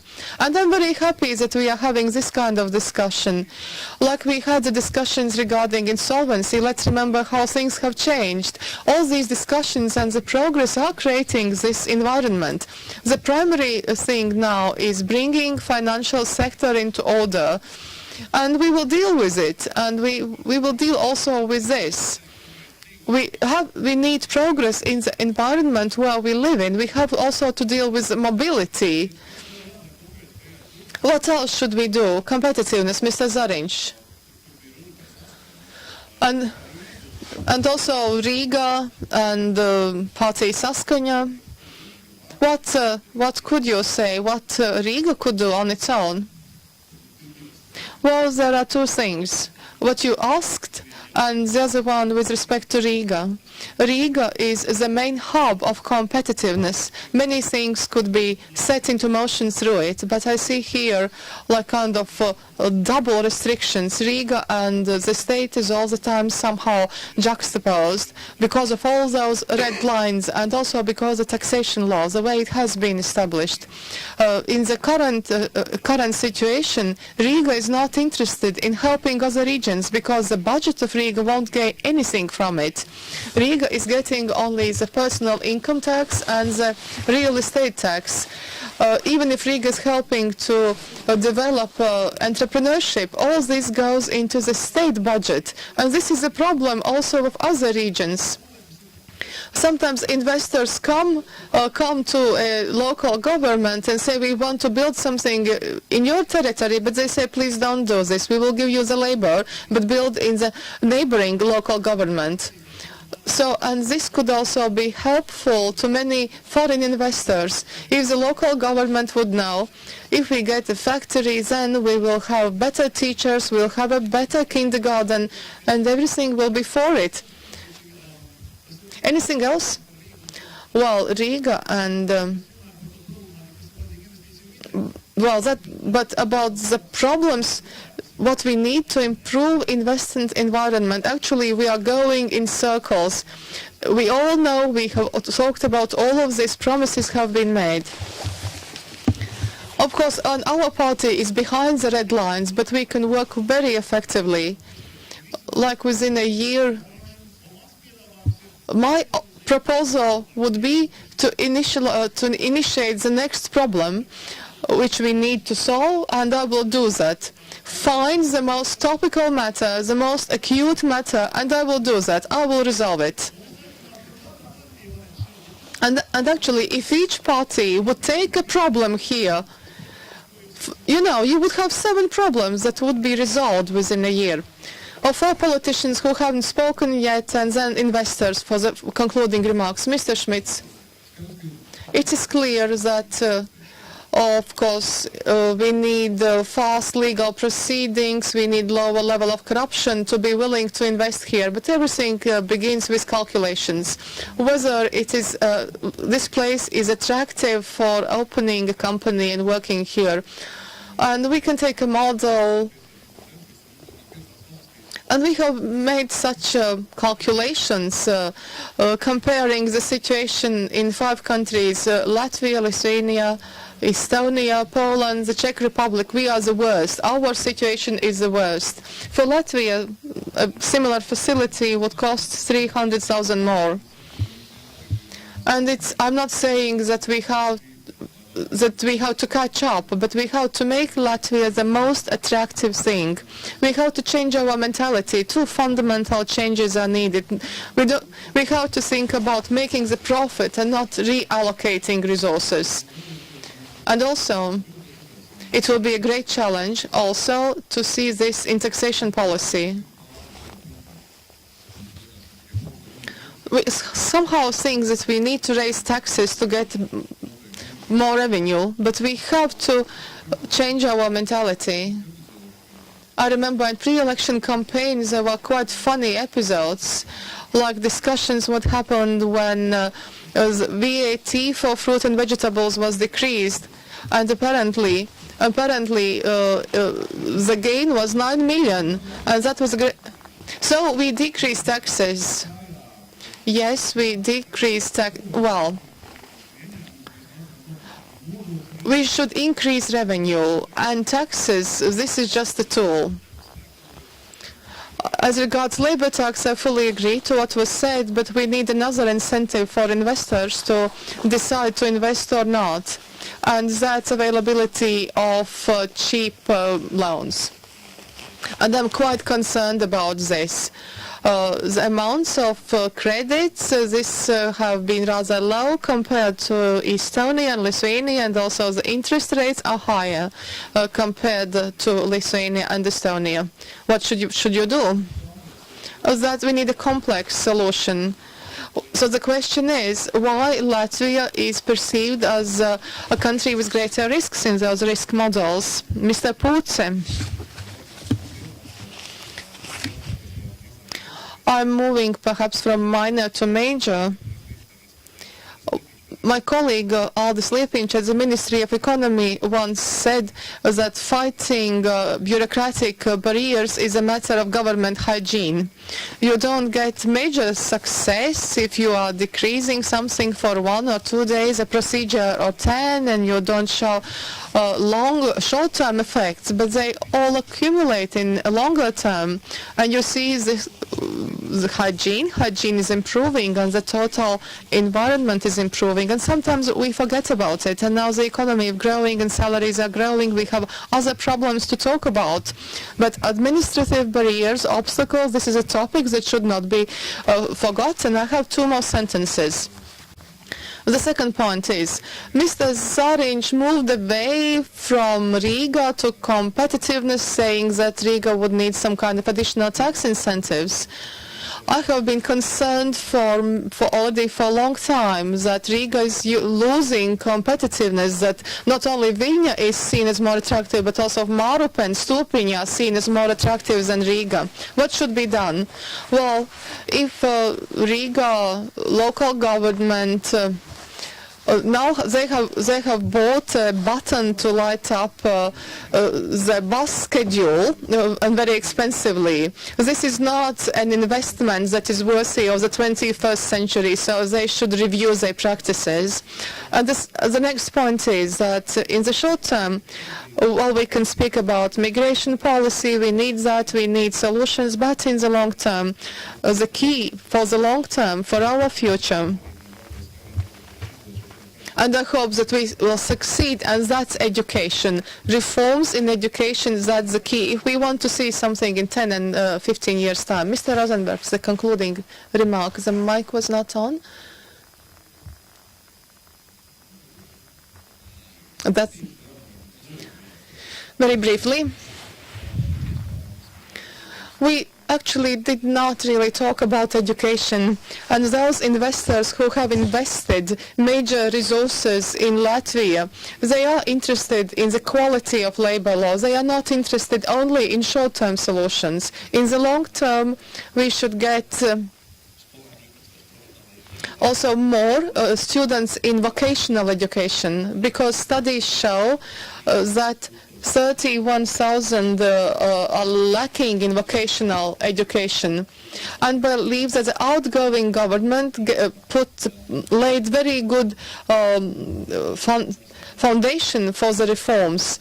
But the next parliament should now take up higher education and also research, because the previous government dealt with general education, basic education, secondary. Well, because in Latvia only people can create value.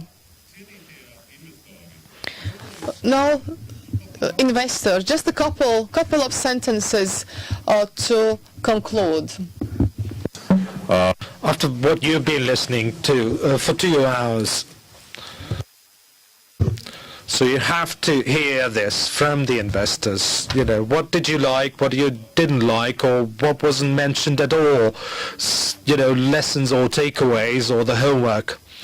Well, I heard some positive and not so positive things, but I think that the government, the new government, should focus on continuing to build on what we, as I said at the Davos, infrastructure networks are very important to boost our competitiveness.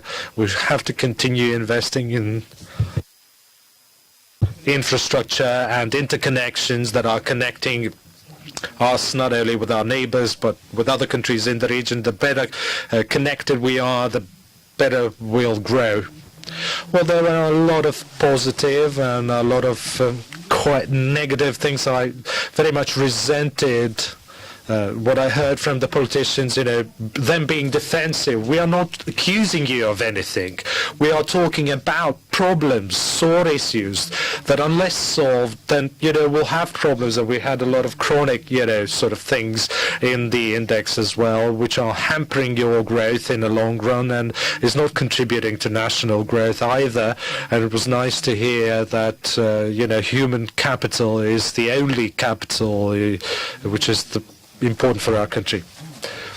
Well, Mr. Kaczynskis referred to that already, and I have to also praise the government for the cooperation, for the openness, and that goes out for the whole government, including all the government agencies.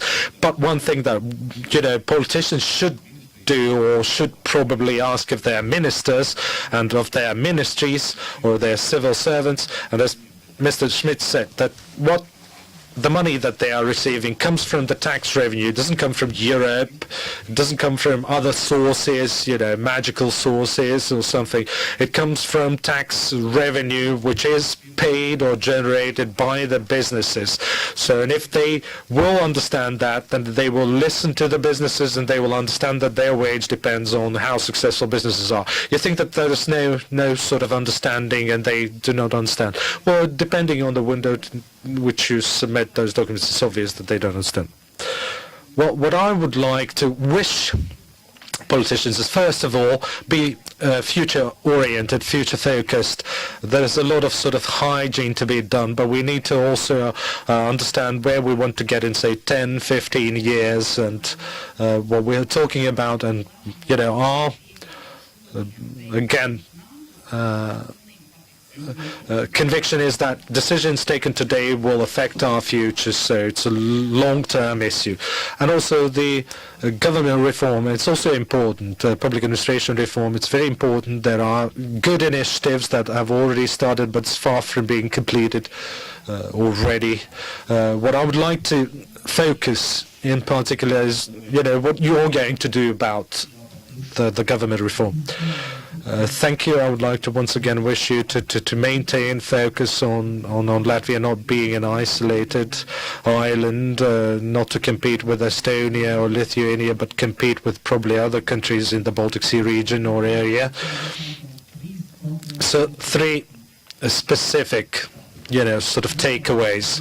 First of all, third reading changes proposals that should be solved by amending the rules of procedure of the Parliament. That's one. Secondly, commercial courts, that's something that you already referred to, and that's going to be done. And third, on government agency web pages, we should be able to read where new employees will have free Latvian language courses that are paid by the state or funded by the state. Madam Zilgal, please. Well, my wish or my takeaway would be this. I'm very happy that from cheap labor country we have become an expensive labor country. And that is a good sign, as we want to become a welfare state, so keep up the good work and don't lose it.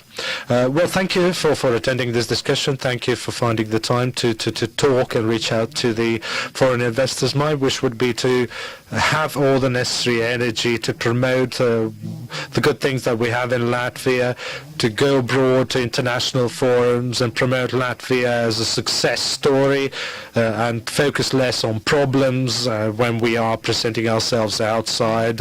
And we also should have focused on more positives. We criticize a lot, but we should have emphasized the good things as well. And what I didn't mention is that, although the new government is very close, is soon to be formed, and I thought that you will be here presenting yourselves as a team instead of, telling what your political party has and to, compare it or benchmarking to what others have. I wish you to create this team. Madam Zomberg. I will receive a little bit of help with translating. If we have an extra microphone, I think it will be easier.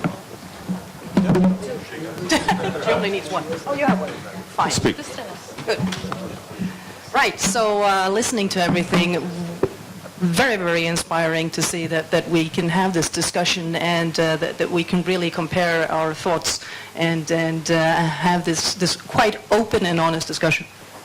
Sunbers kundze ļoti novērtē, kad ir iespēja šādai atklātai diskusijai politiķu un investoru starpā.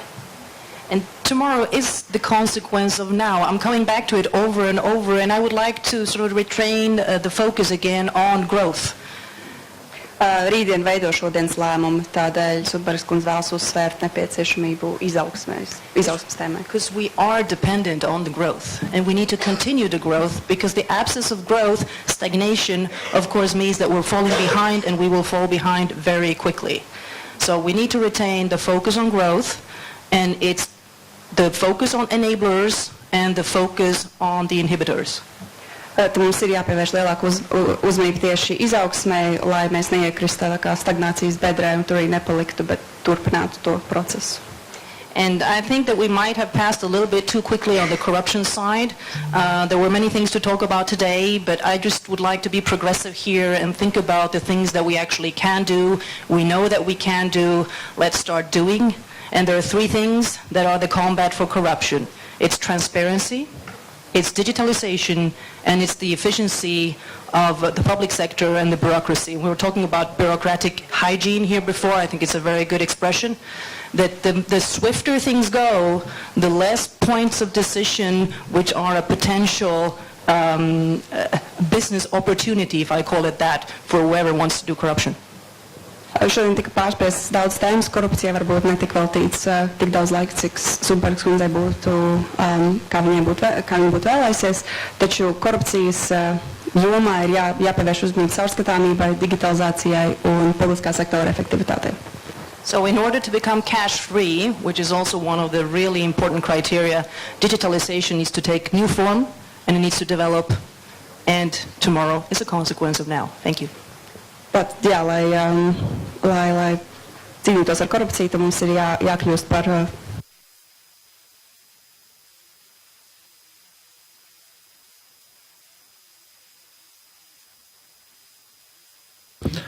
And Arnis Sauka, brief concluding remarks, and then we'll give the floor to Madam Jansson.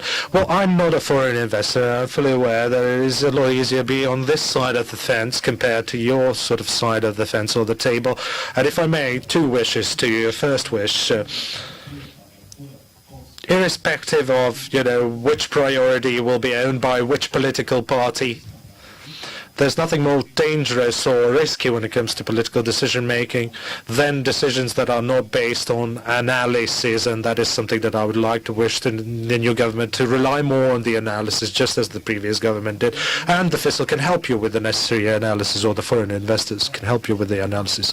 And when it comes to, promises and who can do what better, just remember that businesses don't like uncertainty, and if you try to change something radically or drastically, don't, because businesses don't like that and they suffer from that. And the previous government was very consistent in its work, and that's what I would like to wish in the new government as well. Yes, well, and I would like to also on behalf of the FICIL thank the MPs, ministers and the foreign investors, and would like to conclude by underlining that we are celebrating our 20th anniversary this year. Every May we have a High Council meeting with the government. Looking forward to see you in May.